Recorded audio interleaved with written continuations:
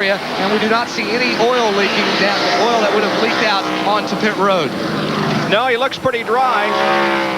So he gets back out on the racetrack as Dale Earnhardt has the lead now. Again.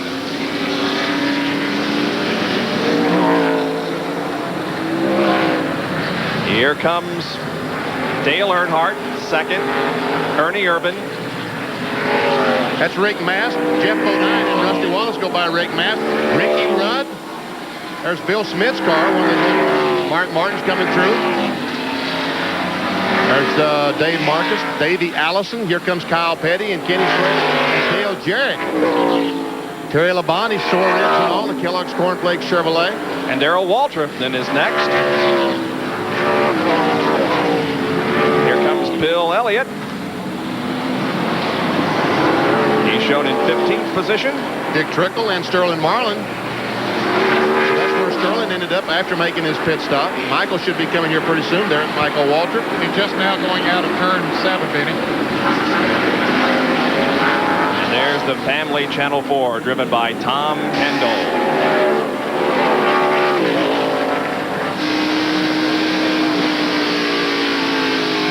Up to 16th position.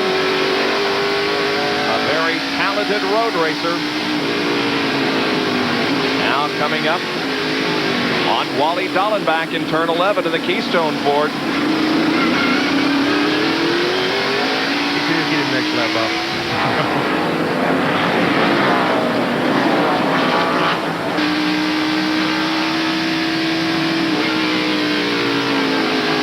Keep you updated on Tom Kendall's position as we take another break with Dale Earnhardt leading Ernie Irvan, Jeff Bodine, Rusty Wallace, and Ricky Rudd.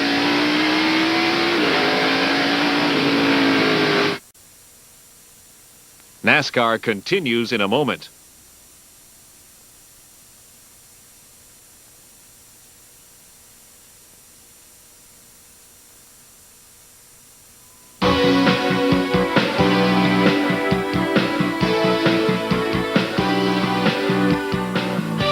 Watching exciting NASCAR action on TSN.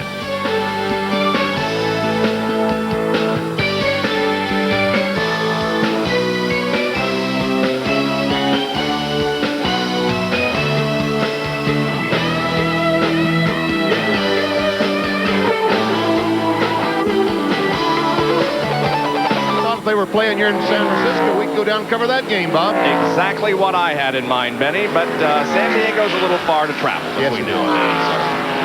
Here's Dale Earnhardt. He leads this race as we have reached the halfway point. Has about a, 5-6 car length advantage on Ernie Irvan, maybe a little bit more than that. Yeah, looks like it. Was he the leader at the halfway point? I believe so. Okay. And by the way, he will be going for the Unocal bonus money today of $30,400. He was the pole sitter, and if he can win the race, Earnhardt will pick up that much in Unocal bonus money. There he comes down in turn 6, the carousel. There comes our second place car, Ernie Irvan. And there's Jeff Bodine, Rusty Wallace, Ricky Rudd, Bobby Hill, and Mark Martin. Bill John Smith. Krebs there right in front of Mark Martin. Was it? Yeah. His car painted somewhere to Bobby Hill. Bobby Hill. In fact, John spun out the last time he came through turn 7 here. There's Dale Jarrett, Ken Schrader. He just got past Ken Schrader just about a half a lap ago. There goes Terry Labonte, the Kellogg's Cornflakes car. Jarrett's looking pretty good, Ned. Yeah, he's running good. Lost a little bit on his pit stop there. He moved up into the top 8. Now he's back to 9th position. Terry Labonte having a good run, even with those sore ribs here in the Kellogg's Cornflakes car. Man, he nailed that wall at Talladega last couple of weeks ago, didn't he? Yeah, he hit it almost head on. And yeah, he ran back to somebody here. yeah. Looks like a truck he ran out of the back of, though. Looks all like it was at Martinsville a few weeks ago when he ran so well over there. And he said, now I got it ready to race, boys, once you guys are banged up. That might be an aerodynamic trick there, Ned. You know, I contend that he runs into somebody and pushes up that front end every week so that Kellogg's Cornflakes is easier to read. Oh, I got you. That makes sense. See, Gary Nelson wouldn't let him through inspection if they brought him to the track that way. That's right. Terry Labonte started 10th. At the end of 20 laps, he was 8th, 18th, 12th, and now 11th. Pitting, of course, dropping back some positions, but now making his way toward the front once again.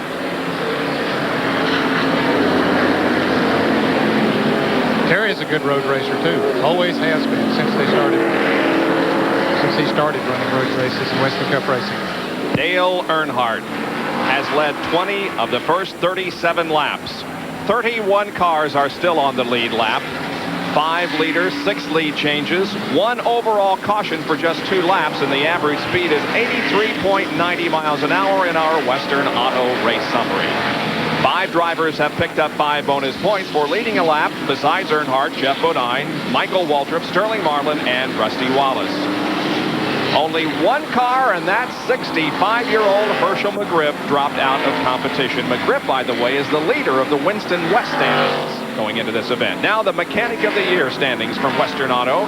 Andy Petrie from Dale Earnhardt's crew is on top with 554 points. Larry Parrott second from Rusty Wallace. Tony Glover for Ernie Irvin is third. Steve Meal for Mark Martin fourth. And Donnie Wingo from Jeff Bodine is in 5th position.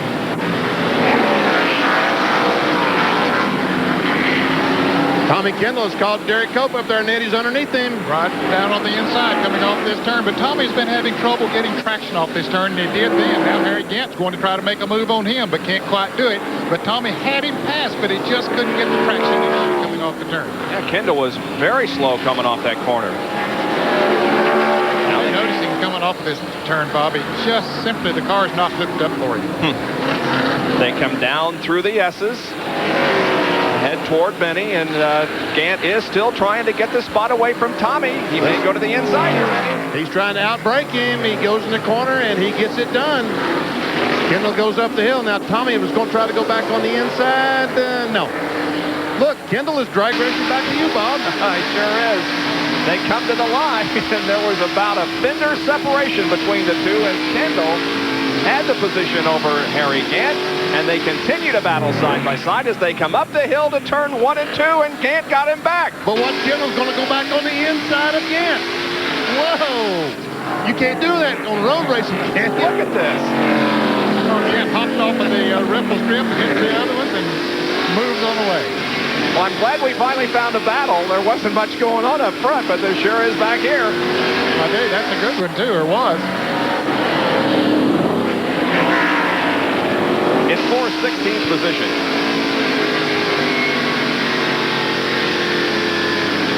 You know, Gant started pretty far back in this field, too. What, back about the 35th position. Yep. So he's made a pretty good move up.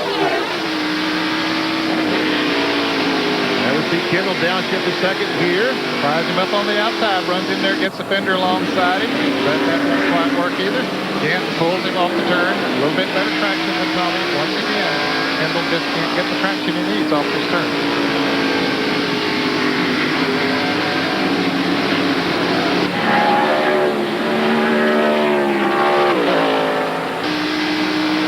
Tom Kendall, of course, very severely injured in an IMSA crash at Watkins Glen a few years ago, has been trying ever since then to get back after very bad feet and leg injuries. At one time, he was mentioned as the replacement for Richard Petty when he retired. That, of course, went to Rick Wilson. I believe he tested Richard's car up at North Wilkesboro last fall. Yep. Started 33rd, currently running 17th. He's been as high as 15th, and he's been as low as 33rd when this race began. He has not led a lap. Tom Kendall from La Canada, California. While you were talking about that, Mark Martin passed Rusty Wallace in this turn. There's Harry Gant. Started 35th, currently running 18th. That's the highest that he has been. And his lowest has been his starting position of 35th also.